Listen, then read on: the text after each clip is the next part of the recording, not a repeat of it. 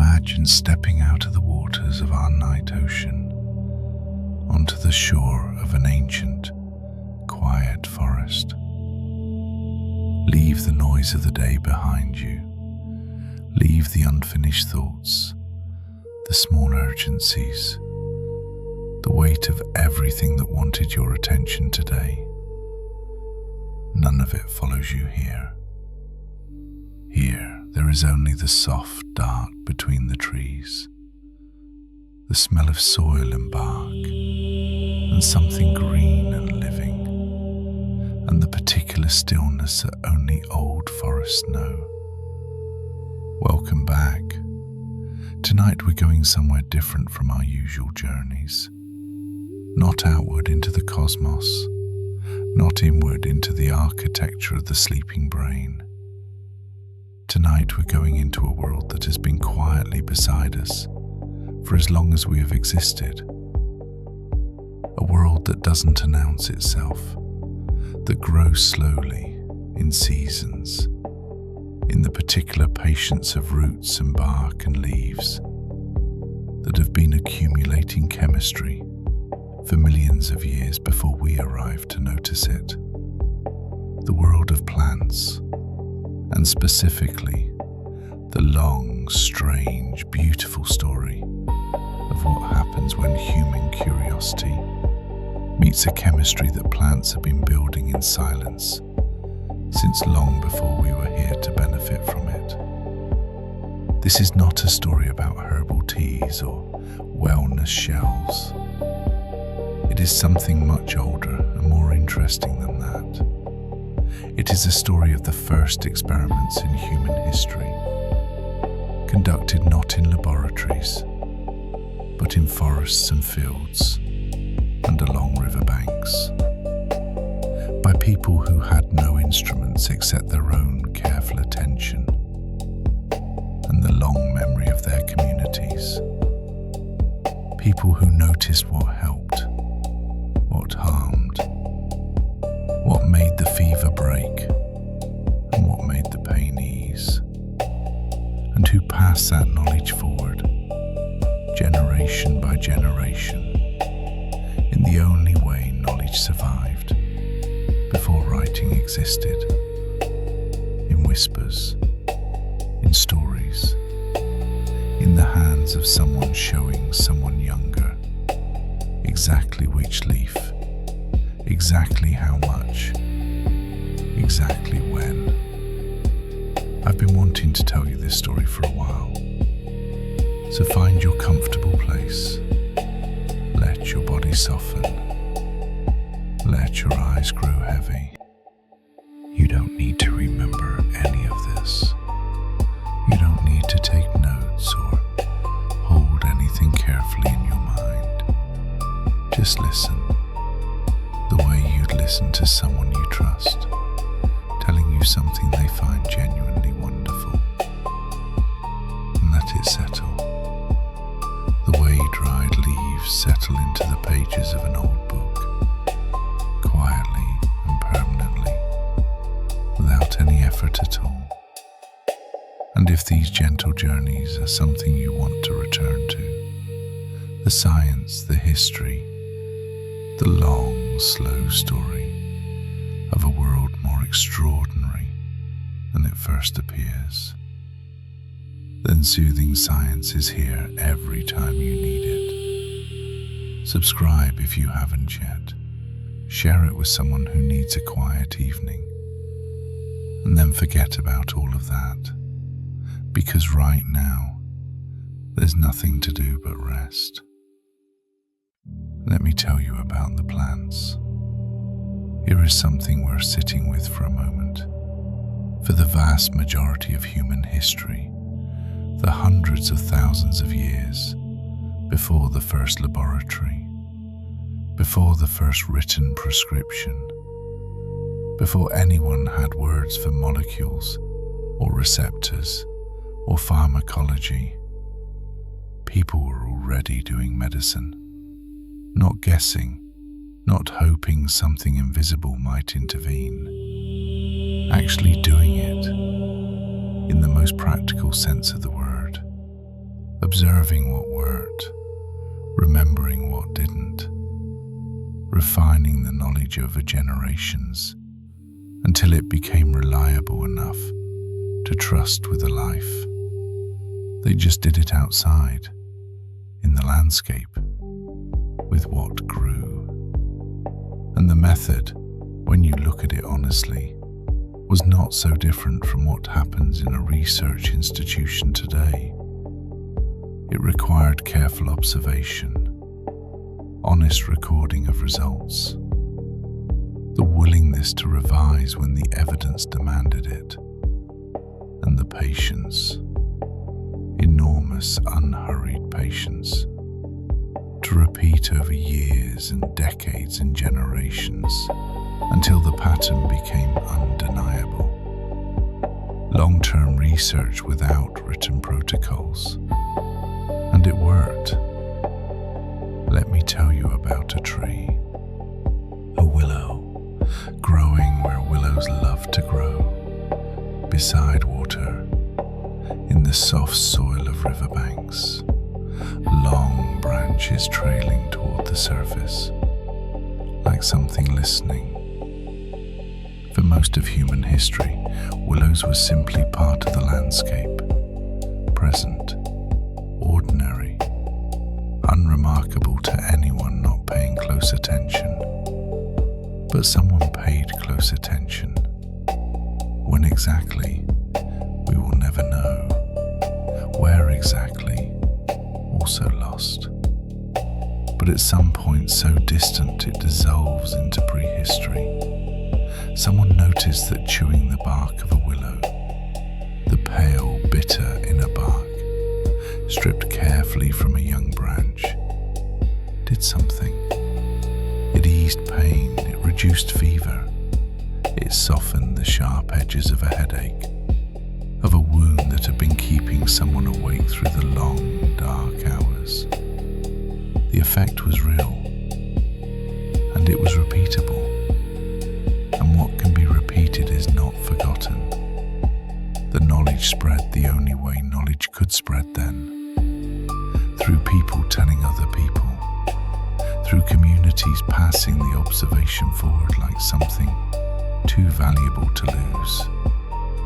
And it travelled so far, and so independently, that willow bark appeared in ancient Greek medicine, in indigenous practices across North America, in traditional systems across Asia, each arriving at the same conclusion separately, through entirely different paths, because the tree and its effect were both simply true. Hippocrates wrote about it, carefully, with the attention of a man who trusted observation more than theory. A physician describing a tree, the way you'd describe something you had watched and tested and come to rely on.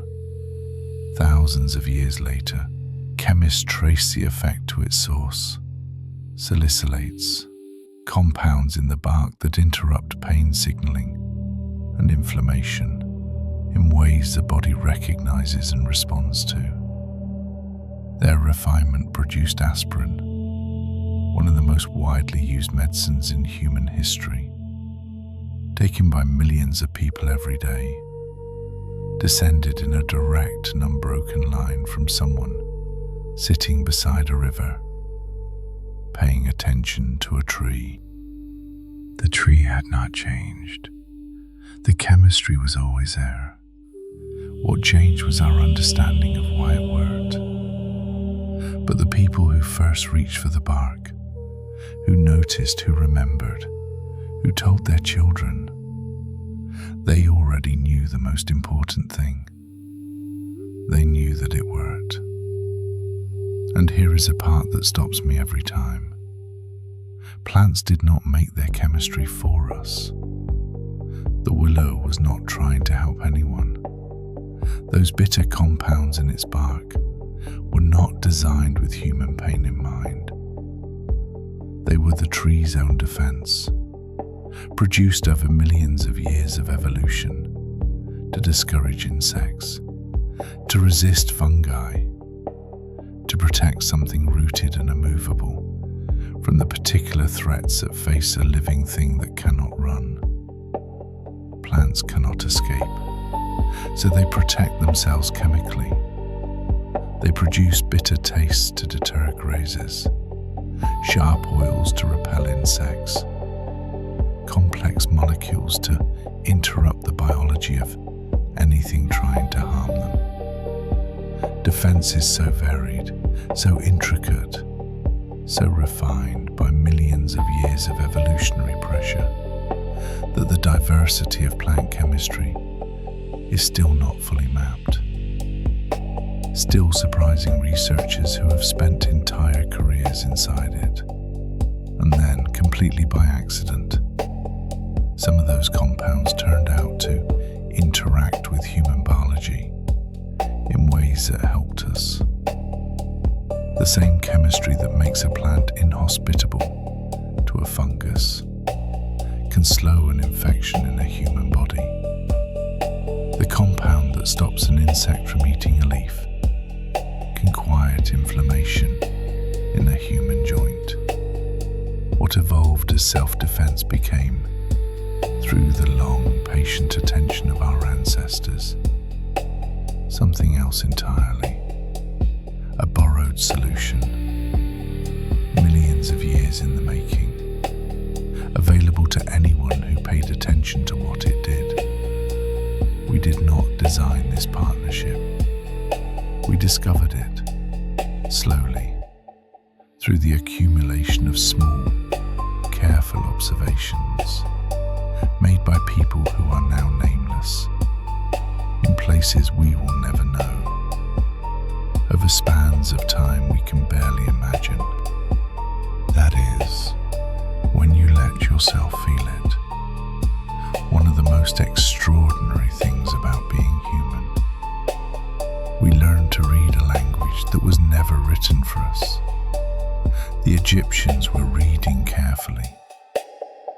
Among the most remarkable objects that have survived from the ancient world are papyrus scrolls nearly 4,000 years old that contain something unexpected. Not myths, not prayers, not lists of kings and battles. Medical records, specific preparations, step-by-step methods, practical goals, written in the matter-of-fact language of people who treated the body as something that could be studied and helped through repeatable action. Reduce swelling, protect damaged skin, ease cramping, clean a wound. Honey for its thick protective texture and its natural chemistry that makes it inhospitable to bacteria. Garlic in carefully measured quantities. Resins that seal damaged surfaces against contamination. Soothing gels for burns. Reading them, something shifts. You feel the distance between then and now collapse a little. These were not people waiting for divine intervention. These were people with a problem and a method, and the discipline to write down what they found, so that the knowledge would outlast any individual who held it. People who understood, in their own terms and with their own vocabulary, that careful attention to the natural world produced reliable results. When you imagine those notes being copied, corrected, passed forward through generations of healers, you can feel medicine becoming something larger than any single person. A shared memory, a library no one owned, that belonged to the community, that grew slowly richer with every honest observation added to it. That is not so different from what happens in research institutions today. The tools are unrecognizably different. The understanding is immeasurably deeper. But the impulse,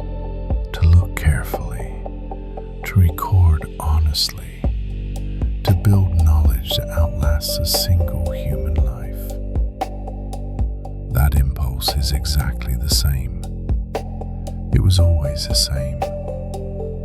In the early medieval centuries, something quiet and important was happening inside monastery walls across Europe. Monks were gardening, not for decoration. The gardens they kept were deliberate, systematic, carefully maintained spaces that functioned as a primary healthcare available to most ordinary people in an era when trained physicians were rare and largely inaccessible. Travelers arrived sick, farmers came after injuries, the poor came when there was nowhere else to go, and the monks worked with what their gardens provided. What makes this significant is not only the care involved, though the care was real and serious, and often genuinely effective. It is what these gardens preserved. When the structures of the ancient world collapsed, knowledge became vulnerable in ways it had never been before. Libraries burned, trade routes closed, the networks through which information had traveled across the ancient world broke apart. Enormous amounts of accumulated understanding, accumulated over centuries of careful observation by people who are now completely forgotten, came close to disappearing entirely. The monastery gardens held the thread. Classical texts on medicine and botany survived because monks copied them through the long, quiet hours of winter evenings. Practices from Greek and Roman medicine, from Arabic scholarship, from local folk traditions, all of it was gathered into these walled spaces, preserved, slowly woven together into something new. The gardens became bridges between the ancient world's accumulated knowledge and the science that would eventually emerge on the other side of the centuries. The patient work of keeping a garden, of planting and tending and harvesting and recording what worked and what didn't, was, without anyone announcing it as such, an act of civilization. A small, green, unhurried act of saving what mattered. No single person discovered what plants could do. This is worth saying plainly, because the way we sometimes tell the history of medicine as a sequence of brilliant individuals making individual discoveries misses something true and important about how most knowledge actually accumulates. The understanding of plants grew slowly, through countless small decisions made over countless lifetimes. Someone tried a leaf. Someone else adjusted the amount. Another noticed a side effect and changed the preparation. Dangerous variations were abandoned when they caused harm. Useful ones survived because they kept working, kept helping, kept earning the trust of the communities that relied on them. This process required memory, and it required honesty, because exaggeration had consequences. If you told your community that something worked when it didn't, people got hurt. The knowledge survived because it was tested continuously against the hardest possible standard, whether sick and injured people actually got better. Some traditions encoded their warnings in stories, in myths that seemed, to later observers, like superstition, but that were sometimes, beneath the surface, practical instructions. Reminders about which plant, at what dose, prepared in which way, was safe to use. Warnings disguised as narrative, because narrative is what memory keeps.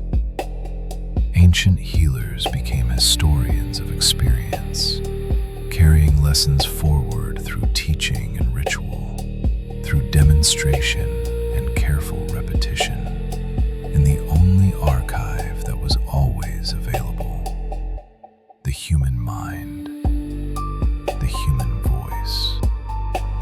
And gradually, over generations that blur into each other, like trees in fog, they built systems that were, given their tools and their context, surprisingly reliable, surprisingly accurate, surprisingly close to what later science would confirm when it finally arrived with its instruments and its controlled trials. When modern researchers began examining traditional plant uses, they often found what they expected to find. The patterns noticed over centuries of careful observation corresponded to real pharmacological activity. The traditional uses pointed toward actual biological effects. The leap from the fireside to the laboratory was not a repudiation of what came before. It was a translation. The same truth read in a new language by people who, without knowing it, were continuing a conversation that had been going on for a very long time.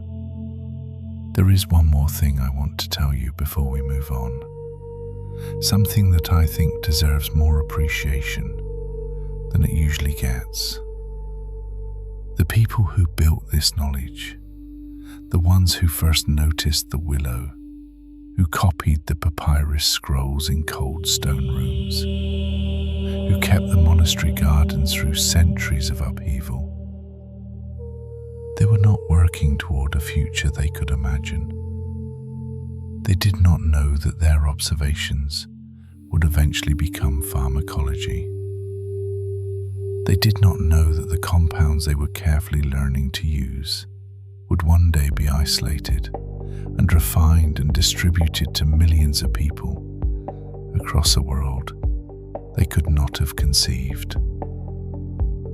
They were just paying attention to what was in front of them, to what helped the person who was hurting, to what could be passed on to the child who would one day need to know. That quality of attention, patient, honest, directed towards something larger than a single life, is not a small thing. It might be, when you think about it in the long view, that tonight deserves one of the most distinctly human things there is. Let the evening settle around you now. We have traveled a long way, from the banks of ancient rivers to the walled gardens of medieval monasteries, from the papyrus archives of Egypt to the quiet accumulated wisdom of generations whose names we will never know. What I hope you are carrying with you, somewhere underneath the softness that is beginning to gather at the edges of this evening, is something like this. The knowledge that surrounds us today, in the medicine we trust, in the treatments that work, in the understanding that makes modern care possible, did not appear suddenly. It was built slowly, over a span of time almost too large to hold in the mind, by people who paid careful attention to the world they lived in, and had the patience to remember what they noticed, and the generosity to pass it forward. They had no laboratories, no instruments, no vocabulary for what they were finding. They had the landscape, and each other, and time. And from those modest materials, they built the beginning of everything. Let that be enough for tonight. Let your breath slow. Let your shoulders drop. Let the image come, if it wants to, of moonlight lying soft across a quiet field somewhere, of roots holding in dark soil, of the slow, invisible chemistry of living things continuing in the dark while we rest. You don't need to hold any of this carefully. It's already here. Let's stay in the forest a little longer.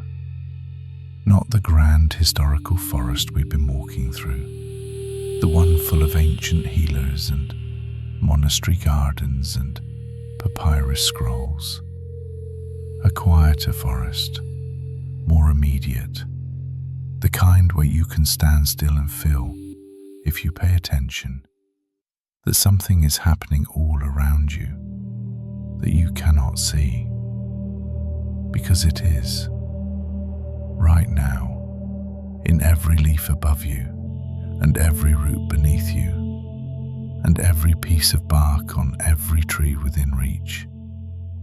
Chemistry is happening. Continuous, intricate, purposeful chemistry. Molecules being built and broken down and rebuilt. Signals being sent and received. Defenses being constructed against threats too small to see. The forest is not quiet at the molecular level. It never has been. And tonight I want to take you inside that invisible activity, into the specific, surprising, sometimes counterintuitive story of what plant chemistry actually does when it meets a human body. Why the same plant prepared differently can feel like two entirely different things. Why dose changes everything.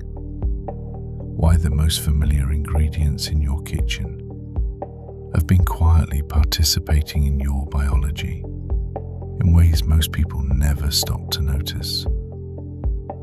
This is a part of the story where things get interesting. Start with something you almost certainly have in your kitchen: garlic. Sitting in its papery skin, mild and inert and entirely unremarkable. You could hold a head of garlic for an hour and nothing would happen. The chemistry is locked away, waiting, contained behind intact cell walls, in a state of careful chemical separation. Two compounds kept apart by the architecture of the living plant, the way certain things are kept in separate compartments, precisely because they become something else entirely when they meet. Then you crush it. In the moment the cell walls break. In that exact moment. Not gradually, not eventually, but immediately. Enzymes that were previously held apart from their substrates come into contact with them. A reaction begins. Within seconds, a new compound forms that did not exist a moment before. Allicin, volatile, sharp smelling, the source of everything garlic is known for, appears almost instantaneously from the collision of two previously separated things. It is, in miniature, a kind of alchemy, and allicin is not stable. It doesn't sit and wait. It begins transforming almost immediately into other compounds, each with their own character, their own ways of interacting with the body. The garlic you eat 5 minutes after crushing is chemically different from the garlic you eat 30 minutes later. Cook it and different transformations happen. Heat changes the chemistry again, softening some effects, eliminating others, creating new ones that weren't present in the raw plant at all. This is why the research on garlic is so complicated. Studies using raw garlic, aged garlic extract, garlic powder and garlic oil are not studying the same thing. They are studying different chemical snapshots of a single plant, caught at different moments in a continuous process of transformation. In some carefully designed trials, specific garlic preparations showed modest but consistent improvements in blood pressure markers, effects small enough that they are not a replacement for medical treatment, but large enough that researchers keep returning to them, keep trying to understand the mechanism, keep finding the same signal in the noise.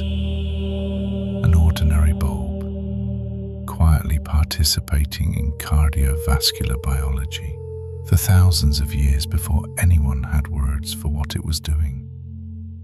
Now let me tell you about something even more immediate. Lavender. Not lavender taken as a tea, not lavender in a capsule. Lavender as a smell, as something that reaches you before you've made any decision at all, before you've swallowed anything or prepared anything, or even consciously chosen to pay attention. The path that scent takes into the brain is unlike any other sensory route in the body. Most information arriving through the senses, sight, sound, touch, taste, travels first to the thalamus, a kind of central relay station, before being distributed to the relevant parts of the brain for processing. It goes through a checkpoint. It gets routed. Scent does not. Olfactory signals travel directly from the receptors in the nose to the olfactory bulb, and from there immediately to the amygdala and the hippocampus, the regions most centrally involved in emotional processing and memory. There is no checkpoint, no relay station. The molecule arrives, and the response begins before conscious awareness has fully caught up. This is why a smell can change your emotional state before you've had time to think about it. It is also why certain scents are so powerfully connected to memory, why a particular combination of molecules can return you in an instant and without warning to a moment you haven't consciously thought about in years. In controlled studies, the scent of lavender has been shown to reduce measurable markers of stress during demanding tasks, heart rate, cortisol levels, subjective reports of anxiety. The effect does not eliminate stress. It softens its edges, makes a sane, difficult task feel slightly less sharp, slightly more manageable, in ways that show up not just in what people report, but in what their bodies are actually doing. The lavender is not convincing you of anything. It is talking directly to the parts of your brain that regulate threat response. In a chemical language, those parts of the brain have been listening to for far longer than conscious thought has existed. And it does this through the air, through breathing, through the simple fact of being in the same space as a plant that has been producing aromatic compounds since long before there were humans to smell them. Peppermint is doing something different, not through scent alone, though the scent is part of it, but through a specific interaction with the nervous system that produces one of the most immediately recognizable sensations in plant medicine: cold, or what feels like cold. Menthol, the primary aromatic compound in peppermint, activates a specific receptor in nerve cells that normally responds to actual drops in temperature. When menthol binds to this receptor, the nerve sends the same signal it would send if the temperature had genuinely fallen. The brain receives information that reads as cooling, even though nothing has actually gotten colder. This is not a trick, exactly. It is the compound doing something specific and real, binding to a real receptor, triggering a real neural response. The sensation is genuine. It just doesn't correspond to an actual change in temperature. And this interaction turns out to be useful in ways that go beyond sensation. When peppermint oil reaches the smooth muscle lining the digestive tract, specifically in enteric-coated capsules designed to pass through the stomach intact and release lower in the intestine, it can reduce involuntary contractions. It encourages a calmer rhythm. In some clinical guidelines, it appears as an option for certain types of digestive discomfort, not because it forces the digestive system into a particular state, but because it interacts with the nervous tissue that regulates smooth muscle in ways that allow that muscle to relax. A mint leaf, talking to the nervous system in two entirely different ways, through scent and through direct chemical contact with tissue further down the body. Each mechanism distinct, each producing a real and measurable effect. The plant is more complicated than it looks. They all are. Here is something that tends to surprise people. The way a plant is prepared, dried or fresh, steeped briefly or for a long time, in water or in alcohol or in oil, can change what you are actually receiving from it more dramatically than most people realize. Not slightly, substantially. Sometimes the difference is a difference between a gentle effect and no effect at all. Sometimes it is a difference between something useful and something that causes harm. When a plant is harvested, its chemistry does not freeze in place. Inside the wilting leaves and drying roots, enzymes continue working for a time, transforming compounds, breaking some down, creating others. This process continues until the moisture is gone and the enzymatic activity slows to a stop. The conditions under which drying happens, the temperature, the airflow, how quickly or slowly the moisture leaves, determine what survives this transition and in what form. Dry a plant quickly at high heat, and you may destroy the volatile, aromatic compounds that give it much of its character. Dry it too slowly, and you risk mold, or allow transformations to proceed so far that what remains is chemically different from what you started with. Some plants actually develop new properties through careful drying. Compounds that weren't active in the fresh plant become active in the dried one, because the drying process itself is a kind of preparation. Traditional systems knew this without knowing why. The specific instructions that survived in folk traditions: dry in shade, not sun; harvest at dawn, not midday; store in dark containers away from heat, were not arbitrary. They were the accumulated observations of people who noticed, over generations, that preparation method changed results, who learned through long experience that the same plant handled differently was, in practical terms, a different medicine. Modern chemistry has confirmed this. Storage in clear glass near a sunny window and storage in a dark, cool cupboard produce measurably different products over time. Oxygen continues working on plant compounds after drying, slowly breaking down some of the most active molecules into less active forms. In a process so gradual, it is invisible until the potency is simply gone, and the jar smells flat and old and slightly wrong. The plant on the shelf is not static.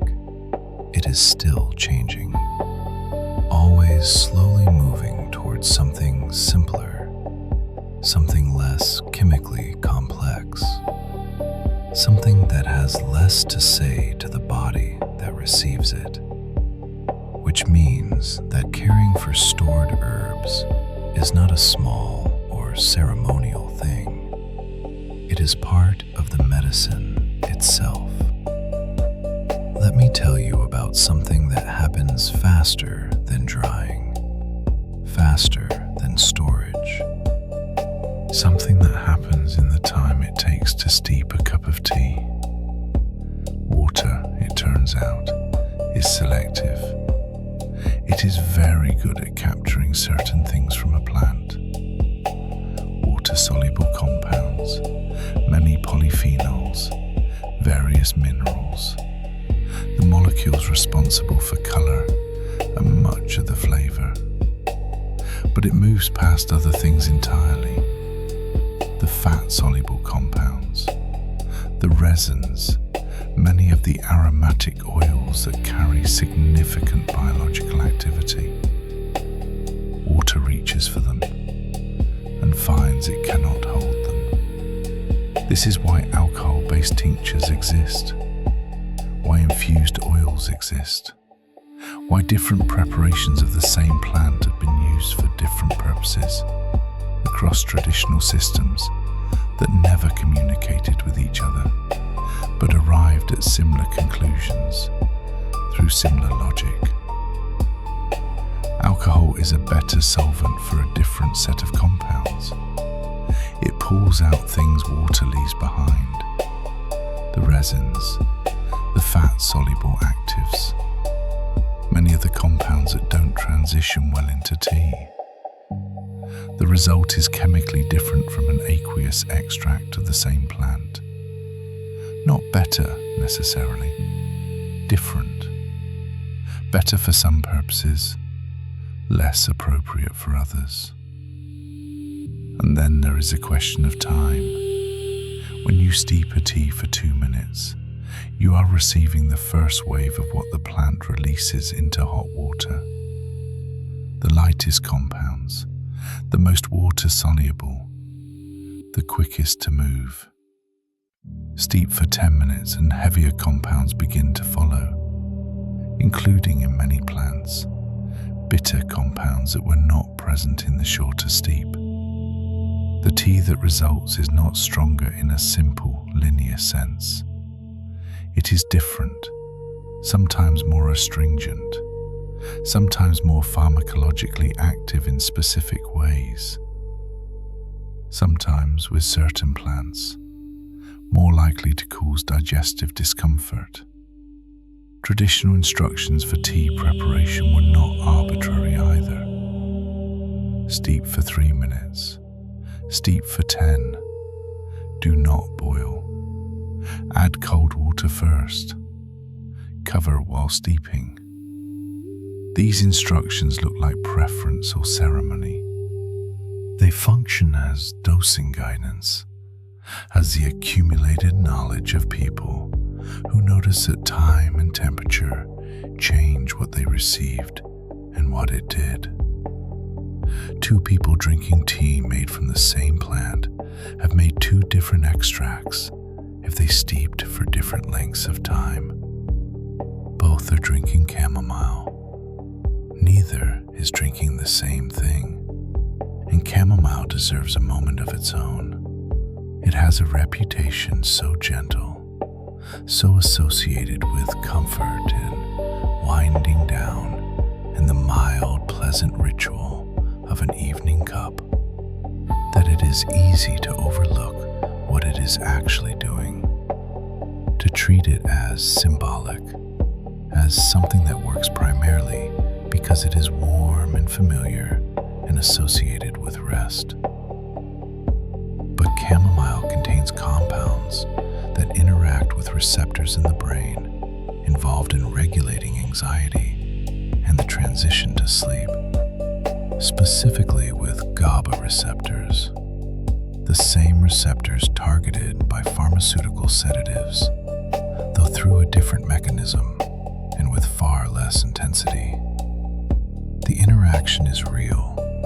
It is not the warmth of the cup or the ritual of making it. Something in the plant is actually doing something in the nervous system.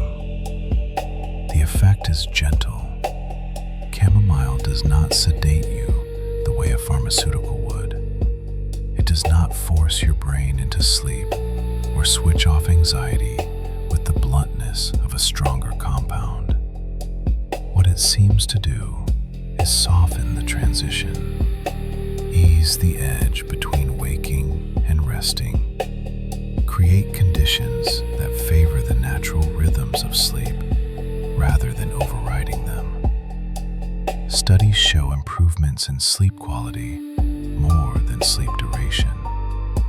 People falling asleep more easily, waking less during the night, the brain finding its way to rest with slightly less resistance than it might have without.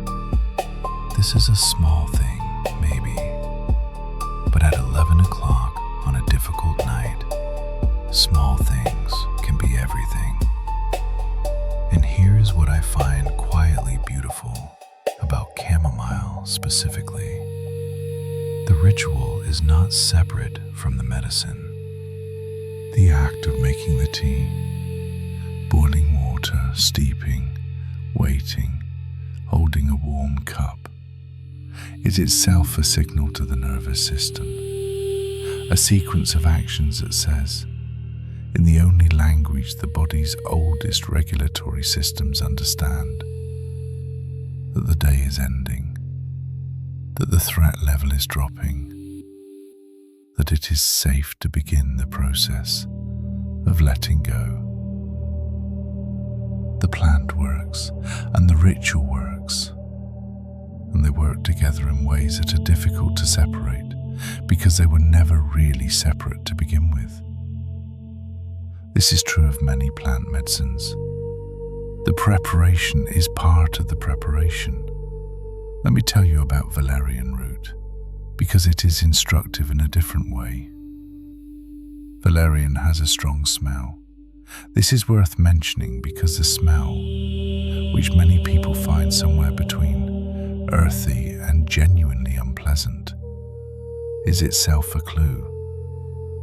Strong-smelling plants tend to be producing significant quantities of volatile compounds. The smell is evidence of chemistry, evidence that there is something here with something to say. In studies examining valerian's effects on sleep, the results are not uniform. Different preparations, different doses, different populations produce different outcomes.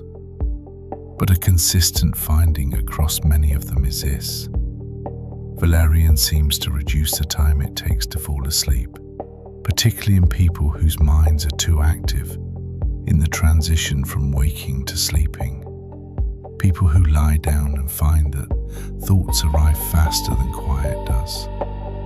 The mechanism appears to involve the same GABA pathways as chamomile, though through somewhat different compounds and with somewhat different character. Where chamomile softens the edges gently, valerian seems to act more on the quality of the quiet itself, producing a kind of mental stillness that makes a threshold to sleep easier to cross. The effect accumulates. Many people notice little on the first night, more by the third or fourth. This is consistent with a plant whose chemistry works by gradual influence rather than immediate sedation. that changes the conditions for sleep over time, rather than forcing a single outcome. It is asking for patience, and patience at the end of a long day, in the quiet before sleep, is perhaps exactly the right invitation. There is one more thing I want to tell you about plant chemistry tonight, because I think it reframes something important. We tend to think of herbal preparations as things we take, substances we introduce to the body from outside, objects that travel in and do things. But the relationship is more reciprocal than that. Your gut microbiome, the community of microorganisms living in your digestive tract, which influences your immune function and your metabolism and even your mood through the signals it sends upward toward the brain, responds to plant compounds in ways that are only beginning to be understood. Certain plant fibers, bitter compounds, polyphenols, these reach the gut and interact not primarily with your own cells, but with the microbial community that lives there. They feed specific populations. They create conditions that favor certain kinds of bacteria and make life harder for others. The changes ripple outward, affecting immune tone, metabolic function, the balance of compounds that influence how you feel. This is why some plant medicines seem to work slowly and diffusely, why the benefits feel cumulative rather than immediate, why they sometimes seem to affect things that appear unrelated to what you took them for. The plant is not always acting directly on your body's cells. Sometimes it is tending the garden within your body that tends you. This is not a metaphor, or not only a metaphor. It is a description of a biological relationship so ancient that it predates human civilization by hundreds of millions of years. The relationship between plants, the animals that consume them, and the microbial communities that live inside those animals and help them digest what they eat. We are not separate from this relationship. We are inside it. And every time we eat a plant, every time we drink a tea, or take an extract, or simply eat the vegetables that were always the most plant-dense part of a human diet, we are participating in a conversation that our bodies have been having with the plant world for longer than we have been human. Let the chemistry settle now. You don't need to hold any of it carefully. The salicylates in the menthol and the GABA receptors and the microbiome. Let it drift, the way the scent of something drifts in a room after the sauce has been put away. Present, but not demanding anything. What I hope stays with you, underneath the drowsiness that I trust is beginning to gather, is something simpler than any of these specifics. Plants are not passive. They are not inert ingredients, waiting to be activated by human intention. They are chemically active, continuously producing and transforming compounds that interact with the world around them in specific and real ways. When those compounds meet a human body, real things happen, measurable things, things that showed up in the careful observations of people who lived thousands of years ago and continue to show up in clinical trials today. The leaf in your cup is doing something, quietly, without announcement, in ways that are still, even now, not completely understood. which means that every cup of tea you have ever made in the evening was, in some small way, a continuation of something very old, a participation in a conversation between human bodies and plant chemistry that began before recorded history and has never actually stopped. That thought, I find, is a peaceful one. Let your breath slow. Let your eyes grow heavy. Let the invisible chemistry of the evening do what it has always done, in the dark, without any supervision from you at all. There is something I want to tell you before we go further, something that tends to get lost in the way we talk about natural remedies, in the warm, comfortable language of herbs and wellness and ancient wisdom. Something that the people who actually knew these plants best understood deeply and built into everything they taught. Nature is not gentle by default. It is powerful, indifferent, extraordinarily complex. And the same quality that makes a plant capable of helping, the chemical potency that allows it to interact with human biology in meaningful ways, is precisely the quality that makes it capable of causing harm when the conditions are wrong. This is not a warning designed to frighten you. It is actually, I think, one of the most interesting things about plant medicine, because understanding why plants can be dangerous reveals something true and surprising about how they work, and about the kind of attention our ancestors had to develop just to survive their own pharmacopoeia. Tonight I want to tell you about that attention, about the plants that required it most, and about what it means to know something well enough to use it wisely. Let's begin with a flower. Foxglove, tall, architectural, its tubular blossoms hanging in elegant rows along a central spike. The kind of plant that looks designed, deliberate, as though someone with aesthetic intentions arranged it just so and placed it in the landscape for effect. It is also quietly, thoroughly dangerous. Early healers noticed this.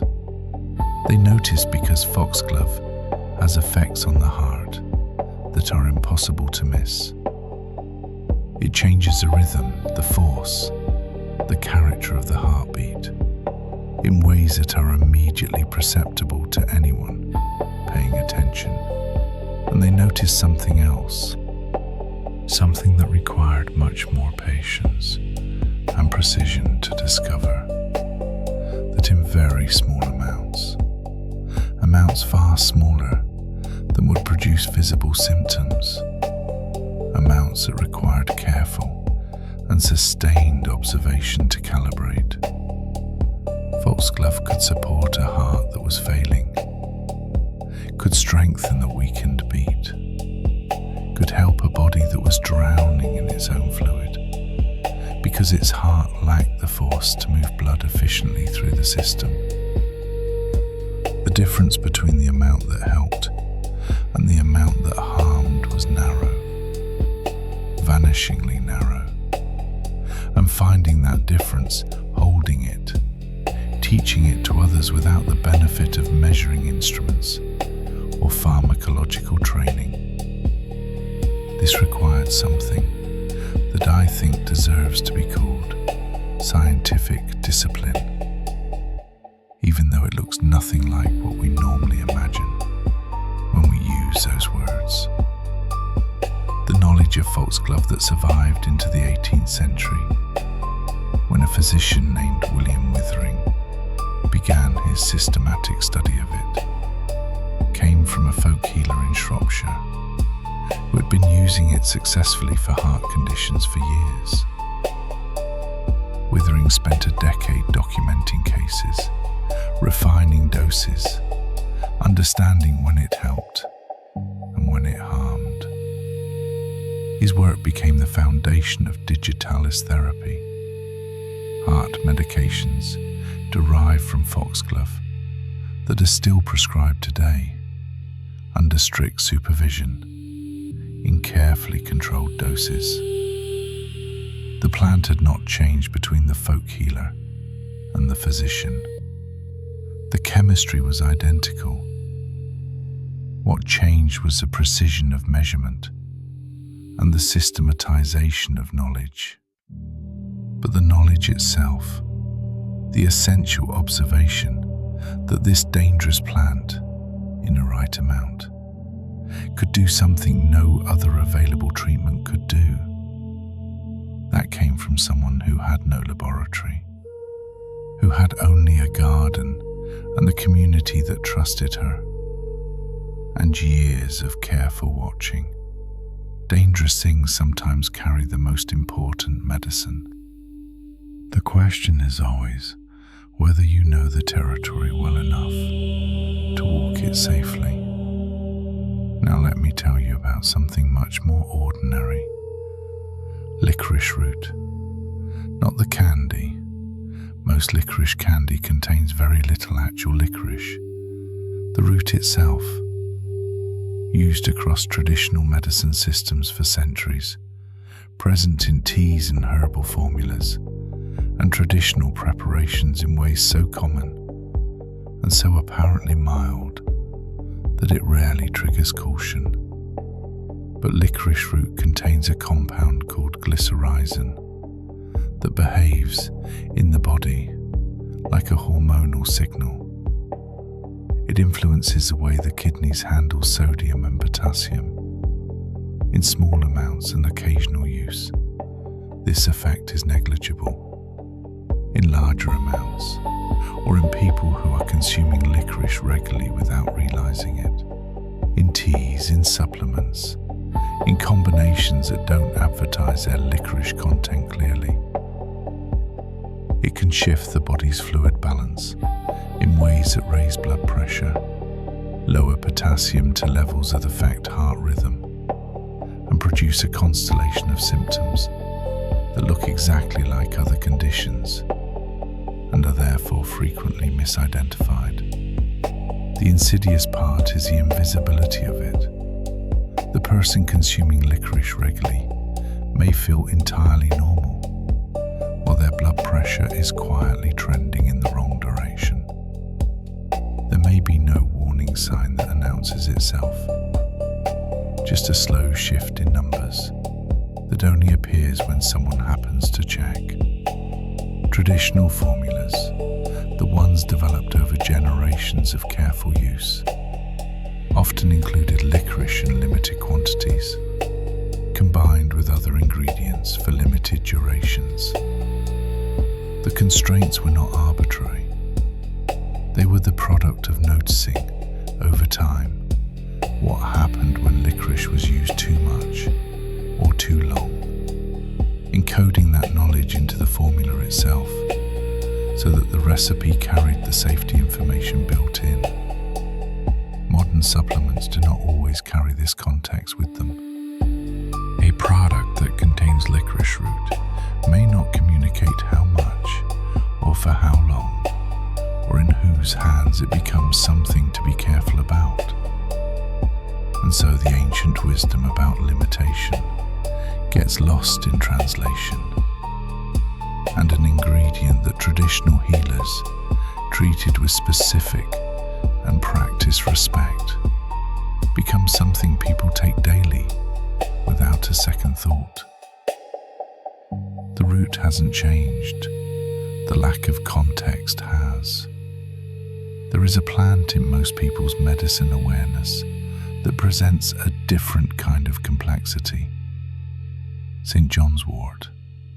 It has a long history of use for low mood, for the particular heaviness that settles on some people through the darker months of the year, for the kind of emotional weight that is not a crisis, but is also not nothing.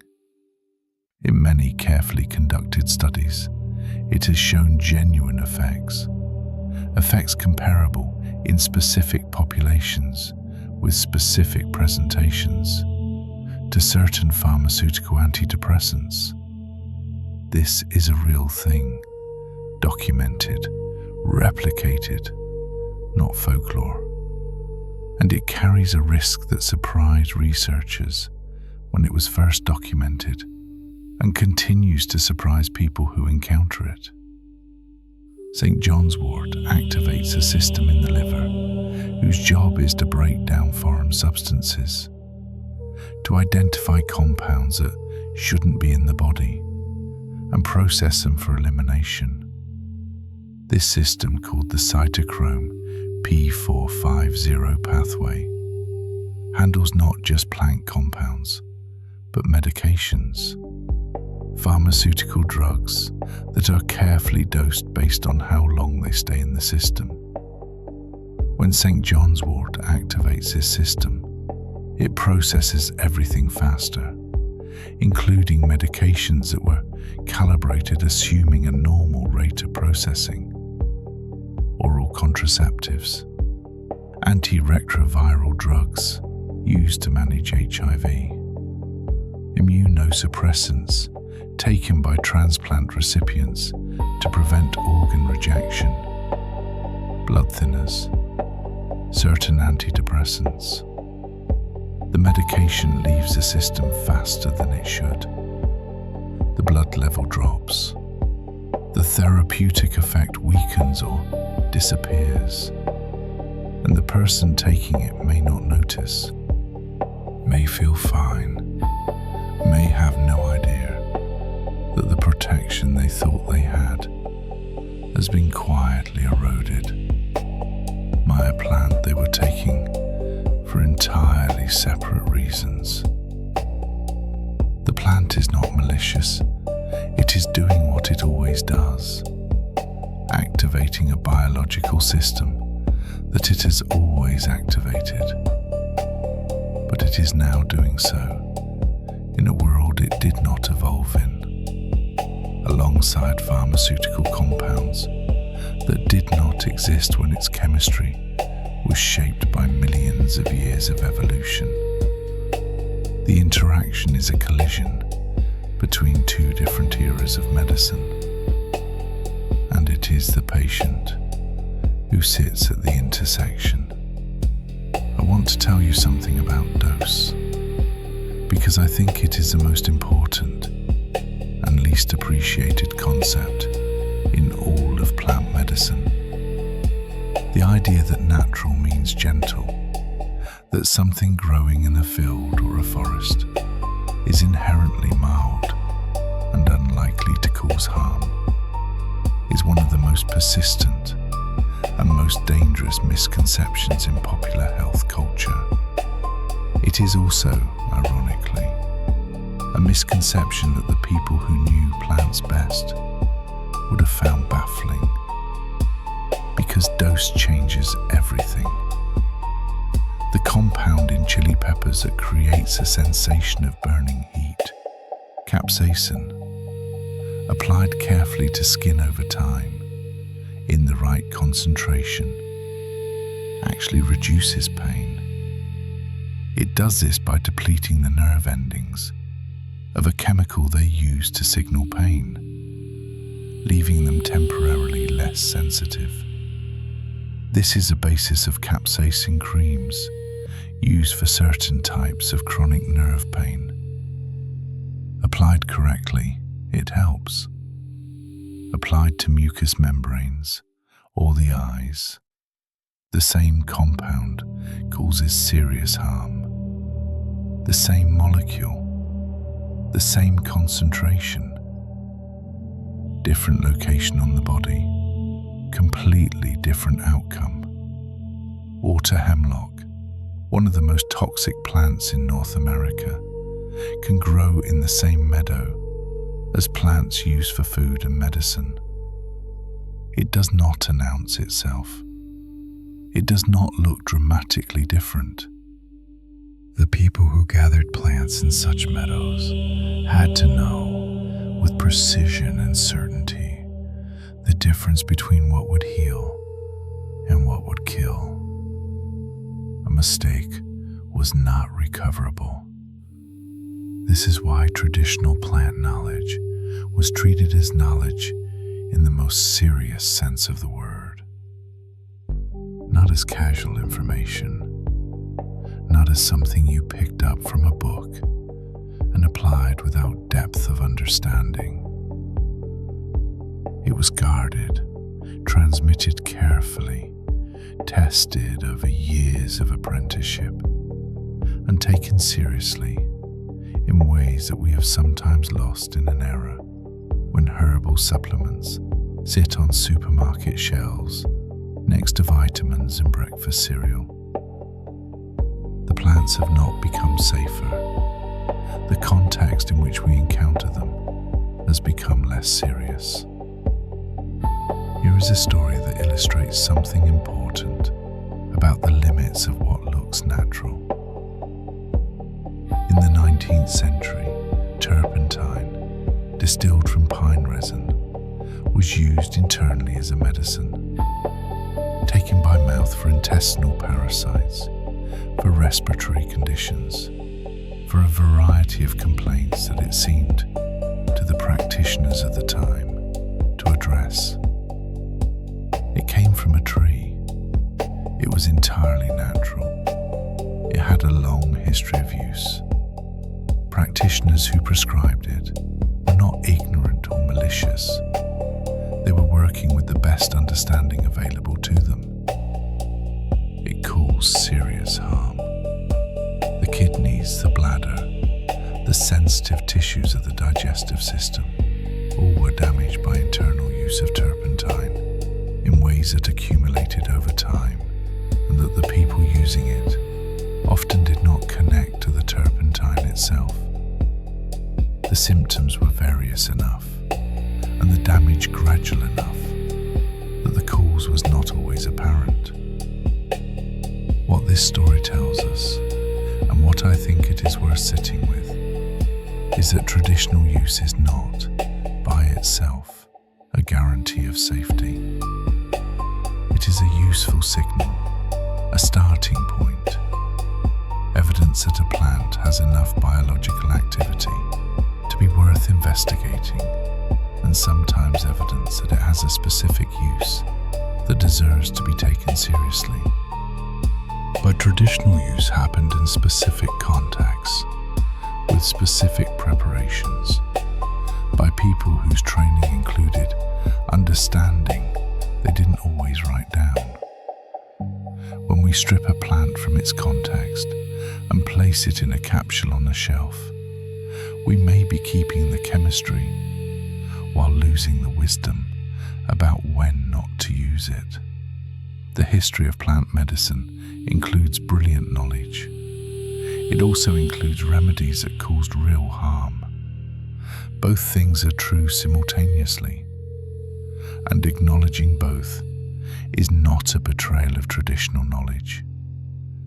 It is the kind of honest engagement that traditional healers themselves practiced. The willingness to say with precision and without romanticization what works, what doesn't, and what requires extreme care. Let me tell you about something more specific, more immediately practical.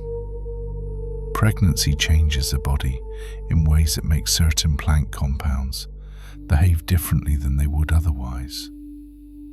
The uterus during pregnancy becomes sensitive to compounds that might have little effect on non-pregnant tissue. Blood volume increases. Hormonal signaling shifts substantially. The liver processes certain substances differently, and a developing fetus has no ability to metabolize or protect itself from compounds that an adult body handles without difficulty. Several plants that are entirely safe for general adult use become genuinely concerning during pregnancy. Some because they interact with uterine tone in ways that could increase the risk of complications. Some because compounds that pass through the placenta may affect fetal development. Some because the higher doses, sometimes used therapeutically, exceed what is safe in a condition where the margin for error is narrow, and the consequences of error are serious. This is not a theoretical concern. It is the reason that traditional healers across cultures develop specific rules for pregnancy. Lists of what to use, what to avoid, what to approach with great caution. The rules varied by culture and by plant, but the underlying recognition was the same everywhere, that healing traditions had enough time to develop them. Pregnancy is a distinct physiological state. It requires a distinct approach.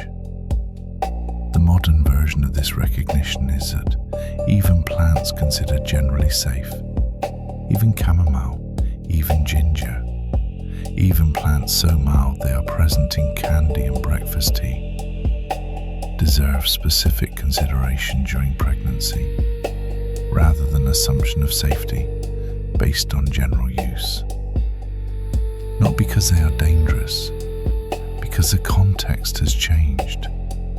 And in plant medicine, context is everything. There is a kind of safety that comes from paying attention, not from avoiding plants, or from treating everything botanical as suspect, or from deciding that only pharmaceutical compounds with controlled trials can be trusted. None of that is the lesson here.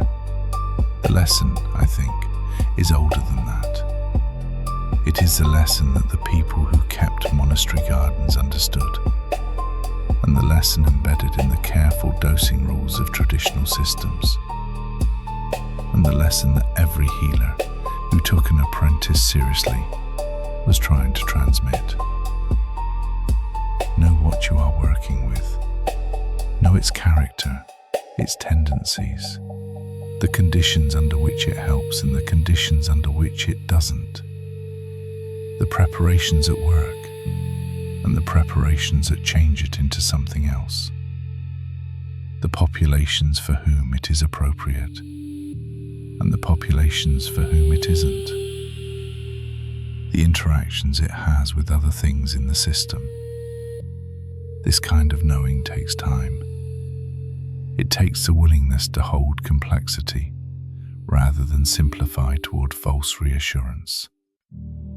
It takes the humility to recognize that a long history of use is a beginning of understanding, not an end of it. But it also produces something.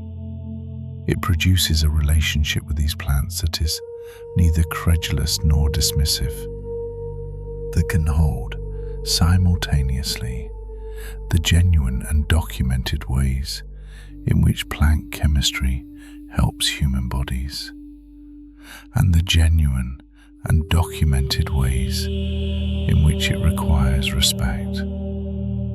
That relationship is, I think, what the best of the traditional knowledge was always pointing toward.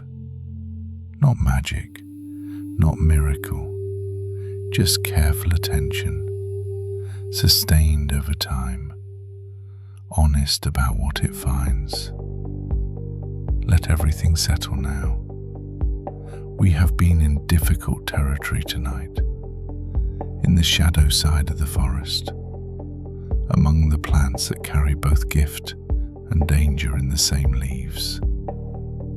And I hope what you are carrying from it is not anxiety, but something closer to its opposite.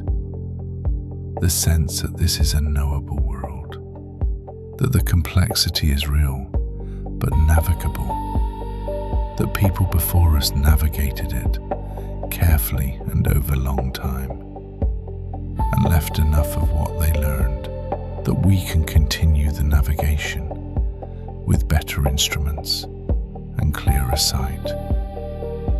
The foxglove is still growing in the hedgerows of England. The licorice root is still in the teas. St. John's wort still flowers gold in summer fields. None of them have changed. What changes is the quality of our attention. And attention, it turns out, is something we can always choose to bring. Let your breath slow now. Let your body soften into wherever you are resting. The careful world we have been walking through tonight does not need your vigilance right now. It has been tended by others for a very long time, and it will continue to be tended while you sleep. You can let go of it, all of it, for now. We have come a long way tonight, through the ancient forests where the first observations were made, through the chemistry that hides in petals and roots and bark, through the shadow territory of the plants that demand respect. And now, finally, we arrive somewhere quieter, somewhere that feels, if you let it, like coming home.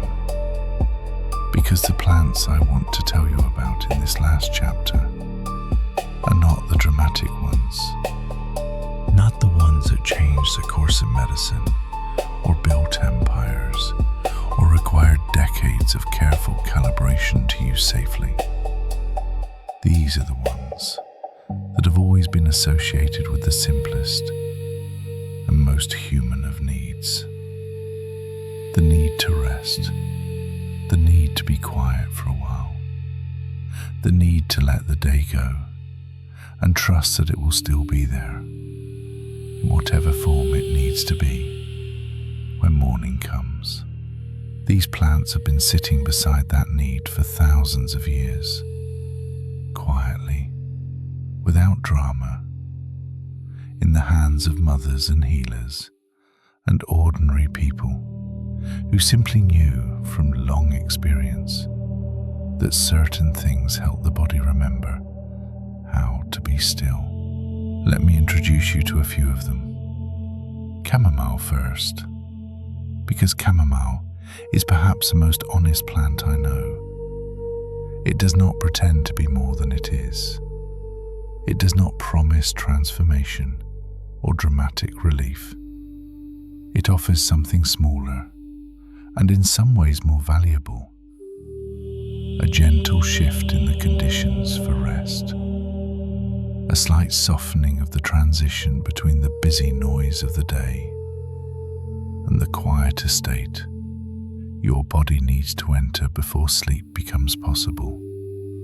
The flowers themselves are small, white petals around a raised yellow center, the whole thing barely the size of a thumbnail, unassuming in the way that genuinely useful things often are. Growing in disturbed soil, along roadsides, in the cracks of gardens, not in grand botanical displays, but in modest, overlooked places that reward the person who stops to look. And inside those small flowers, compounds that interact with the GABA receptors in your brain, the same receptors involved in regulating anxiety and the transition to sleep.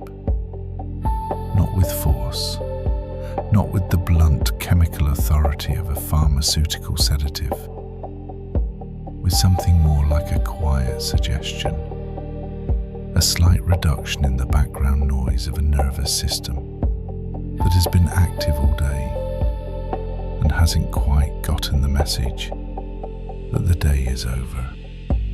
Research shows that people who drink chamomile tea in the evening tend to fall asleep more easily.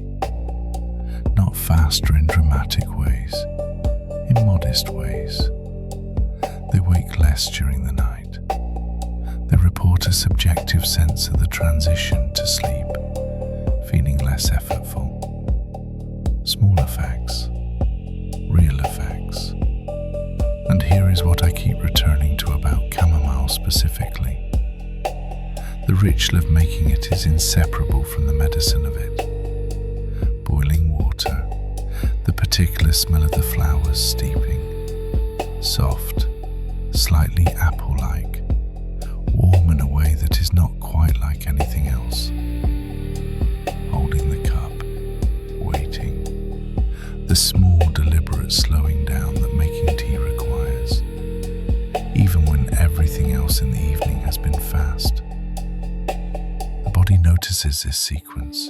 The nervous system, which has been tracking threat levels all day with its ancient and tireless vigilance, receives information from this ritual that it understands without translation. The day is ending. The temperature is warm. The pace has slowed. It is safe to begin the process of letting go. The plant works, and the ritual works, and they work together in a way that cannot be fully separated, because they were never fully separate. Rest is not only chemistry, it is also ceremony. Valerian root has been beside the human need for sleep for at least 2,000 years. It appears in ancient Greek and Roman medical writing, in medieval European herbals, in traditional systems across Asia. In every era and culture that encountered it, the same observation recurred: that this plant, with its distinctive and assertive smell, had something to offer the person whose mind would not quiet when the body was ready to stop. The smell deserves acknowledgement because it is part of what valerian is: strong, earthy, to many people distinctly unpleasant, something between old socks and forest floor. This smell is evidence of chemistry, of volatile compounds present in significant quantities, announcing themselves through the air before anything has been consumed. Strong-smelling plants tend to be doing something. The smell is the chemistry making itself known. What valerian does, in the research that has accumulated around it, is less like a switch and more like a dimmer. It does not force sleep. It does not sedate in the blunt way that stronger compounds do. What it seems to offer is a reduction in the mental activity that keeps some people hovering at the threshold of sleep without crossing it. The thoughts that arrive faster than quiet does, the replaying of the day, the anticipation of tomorrow, that turns what should be a transition into a negotiation. Valerian, taken consistently over several nights, appears to help the nervous system find its way across that threshold more smoothly. Not on the first night usually. The effect accumulates. It rewards patience and consistency in a way that mirrors perhaps the kind of sleep hygiene it works best alongside. Regular timing, darkness, the gradual winding down of stimulation in the hours before bed. It is asking you to take sleep seriously, to give it the conditions it needs, and in exchange, it offers to make those conditions a little more available. Hops, which most people know only as the ingredient that makes beer bitter, has a separate identity that its association with alcohol has almost entirely obscured. Long before hops were cultivated for brewing, they were used for something else entirely. The dried flowers, the same fragrant papyri cones that breweries prize, were stuffed into pillows, placed near sleeping areas, used in preparations intended to ease restlessness and promote calm. The compound responsible for the bitter taste that brewers value, the same compounds present in those dried cones, also interact with the nervous system in ways that reduce arousal, that soften the state of alertness the brain maintains through the waking hours, and that can, in some people, be slow to release even when the body is exhausted and the hour is late. Hops does not work through alcohol. The sedative property exists in the plant itself, separate from what happens when it ferments.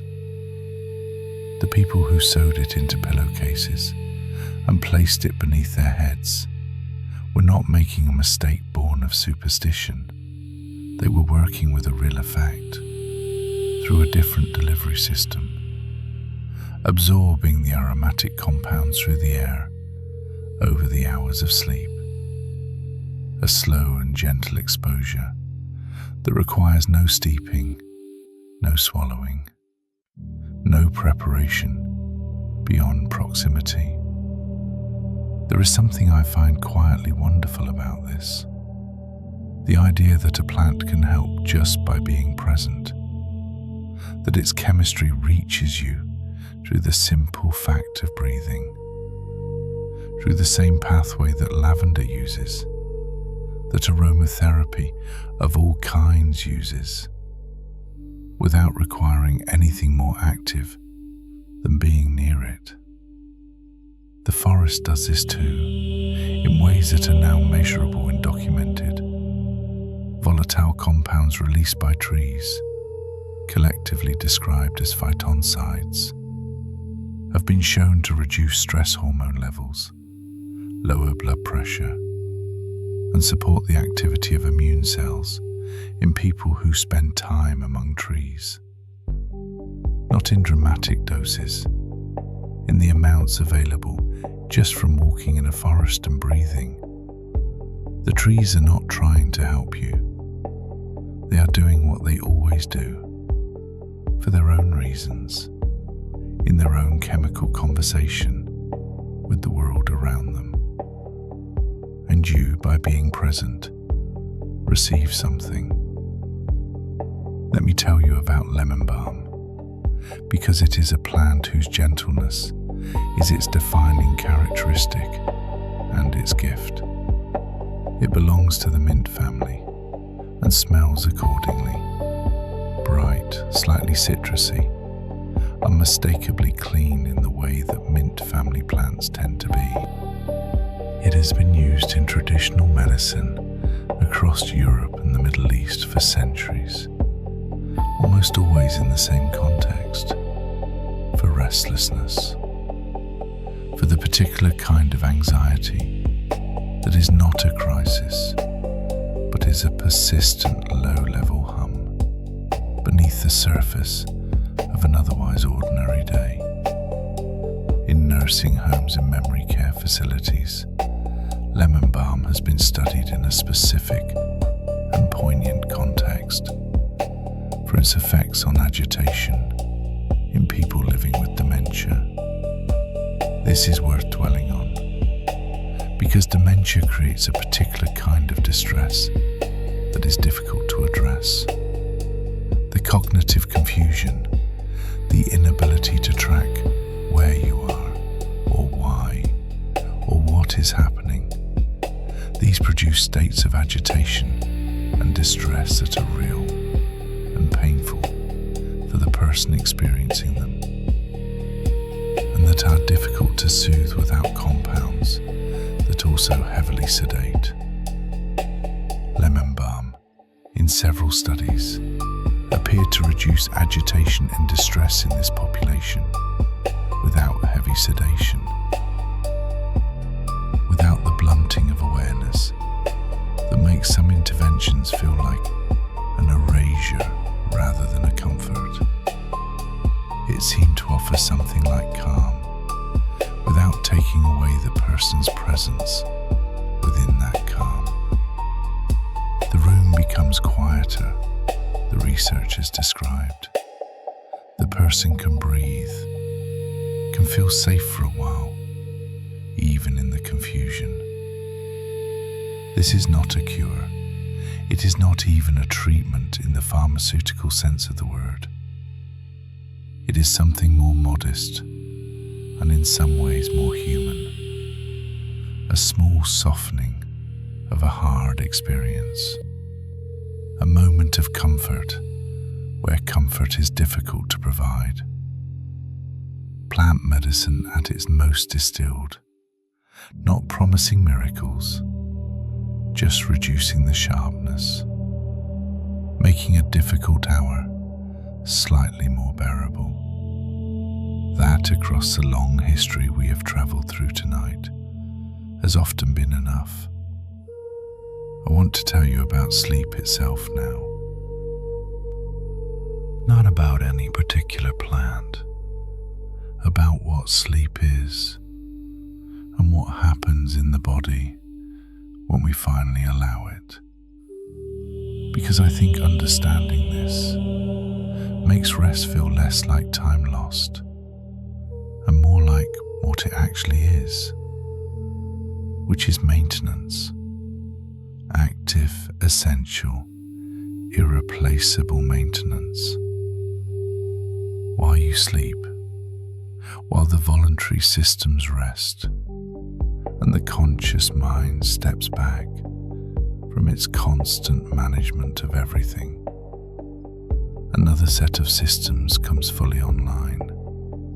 The glymphatic system, which runs through channels around the brain's blood vessels, becomes dramatically more active during sleep. The channels widen, cerebrospinal fluid flows faster, and it carries away the metabolic waste products that accumulate during waking hours, including proteins associated with Alzheimer's disease, cleared away night after night by this quiet internal cleaning system that cannot do its work fully while you are awake. Your brain, while you sleep, is washing itself. Memory consolidation happens during sleep. The experiences of the day, the things you learned, the things that mattered, the things worth keeping, are processed and compressed into long-term storage during the slow oscillations of deep sleep and the vivid narrative of REM. What you learn today becomes more accessible tomorrow, not simply because time has passed, but because of specific biological work your sleeping brain performs overnight. The immune system is regulated in part by sleep. Chronic sleep deprivation suppresses immune function in ways that are measurable and significant. Adequate sleep supports a kind of immune activity that protects against infection and increasingly appears to matter in long-term health in ways we are still mapping. Sleep is not passive. It is not the absence of living. It is one of the most active and necessary things your body does, happening below the threshold of your awareness, in the dark, without requiring anything from you, except that you stop and allow it. Every plant we have talked about tonight that supports sleep is in this context supporting something profound. The washing of the brain, the consolidation of what matters, the restoration of the systems that will carry you through tomorrow. And the most generous thing you can do for yourself tonight, more generous than any supplement or preparation or carefully chosen herb, is simply to let sleep happen, to stop resisting the transition, to trust that the day has been enough and that whatever remains undone will still be there in the morning, and that you are allowed to rest. You have always been allowed to rest. There is a particular quality of attention that the best of traditional plant knowledge required, and that I keep returning to as we near the end of tonight's journey. It was not the attention of someone looking for a quick answer, not the attention of someone who wanted to be told that this plant fixes that problem and can be taken without thought or context or relationship to anything else. It was the attention of someone in a long conversation with the plant, with the body, with the accumulated experience of everyone who had paid attention before them. A healer who knew chamomile deeply, who had grown it and harvested it and prepared it and watched what it did across many patients over many years, knew something that cannot be captured in the clinical trial. Not because clinical trials are insufficient, but because they answer different questions. They tell you what happens on average across a population. They cannot tell you what this plant does for this person in this season of their life, with this particular combination of everything else that is true for them. That knowledge lives in relationship, in the slow accumulation of attention over time. And it is not gone. It has not been erased by the arrival of better instruments and cleaner methodology. It is still available to anyone willing to pay that quality of attention, to notice honestly what helps and what doesn't, and to hold that knowledge with the same rigor and humility that the best traditional healers always brought to it. This is the thread that runs through everything we've talked about tonight. From the person who first noticed the willow, to the monks who kept their gardens through centuries of upheaval, to the researchers who follow traditional knowledge into the laboratory and find, more often than not, that it was pointing somewhere real. The thread is attention, patient, honest, sustained attention to what is actually there. Here we are, at the end of a long evening in the forest. We began at the water's edge, stepping out of the night ocean onto ancient ground. We walked through history, through the papyrus archives and the monastery gardens, and the accumulated knowledge of generations whose names we will never know. We went into the chemistry, into the invisible molecular conversations happening in every leaf and root and petal. We walked into the shadow territory, where the most powerful plants demand the most careful attention. And we ended here, in this quieter place, among the gentle things that have always been beside the human need for rest. And what I hope you are carrying with you now, not as information to be filed away, but as something felt, is this: the natural world is not a backdrop to human life. It is a participant in it. The plants that have accompanied us through our entire history as a species, that sheltered our ancestors, fed them, healed them, and sometimes harmed them, are not passive ingredients waiting to be used. They are chemically active, continuously producing and transforming and interacting with the world around them in ways that our bodies have been in conversation with for longer than we have been fully human.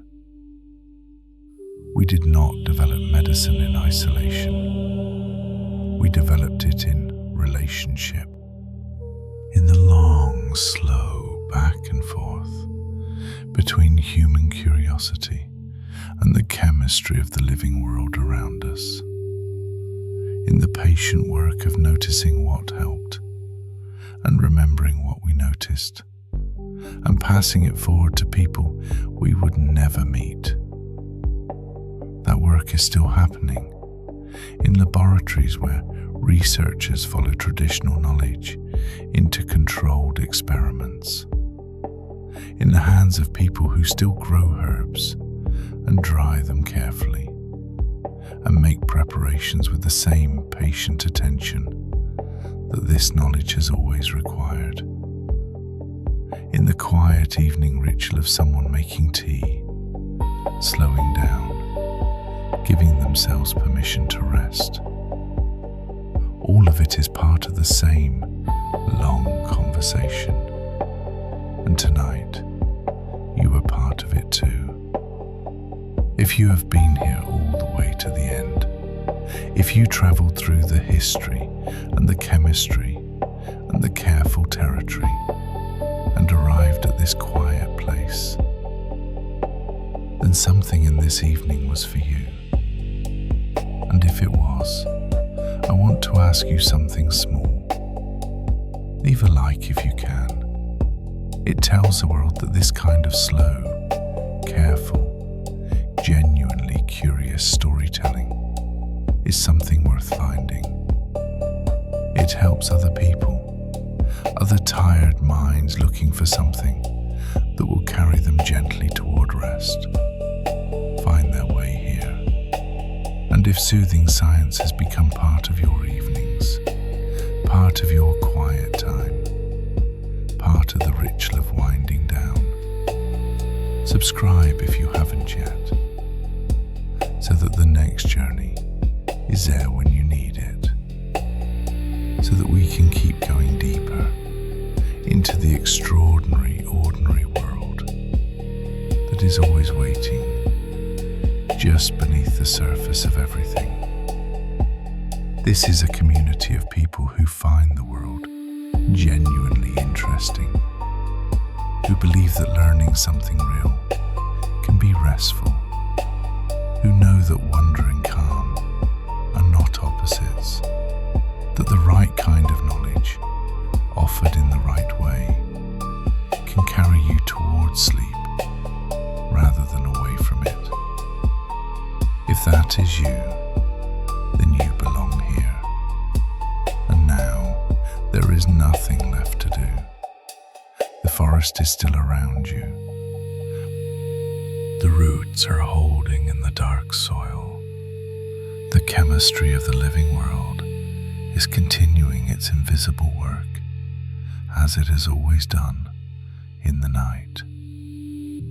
Let your breath slow to the pace of something unhurried. Let your shoulders drop away from wherever they have been holding.